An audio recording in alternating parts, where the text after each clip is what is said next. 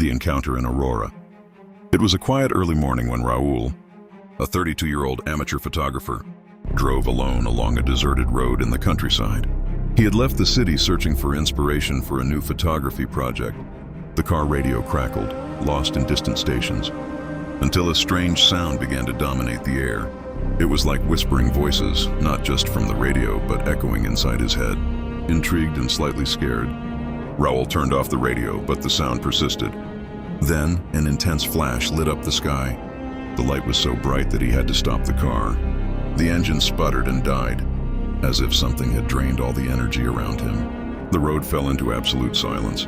With his camera in hand, Raul stepped out of the car, driven by curiosity and fear. The light was coming from a nearby hill.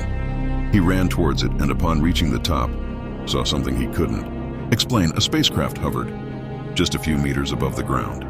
It was metallic, with pulsating lights and mesmerizing tones.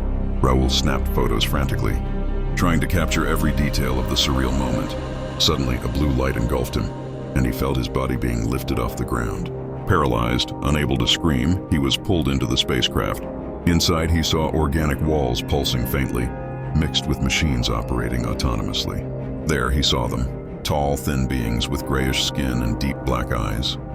One of the creatures approached and, with a gentle touch to his forehead, an avalanche of images flooded Raul's mind. He saw unknown planets, advanced civilizations, intergalactic wars, and a clear message. You are the turning point. We are watching. Raul didn't know whether to feel fear or fascination. He was sure the beings didn't want to harm him, but to show him something important. In the blink of an eye, he was back on the road, sitting in his car. The engine was running, and the sky was calm, as if nothing had happened. But something was different.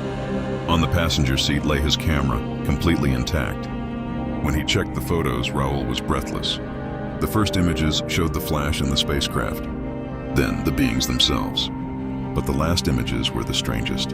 Unknown symbols, perfect geometric shapes, and a photo of him smiling alongside one of the creatures. In the days that followed, Raul shared the photos on ufology forums, but his story was met with skepticism. Some called him a visionary, others a lunatic. However, mysterious messages started appearing. One said, "They are already here. Prepare yourself." Raul became consumed by obsession. His house was soon covered in maps, newspaper clippings, and photos. He knew his life would never be the same. That night, as he stared at the sky, he saw lights blinking on the horizon. Something told him this was only the beginning.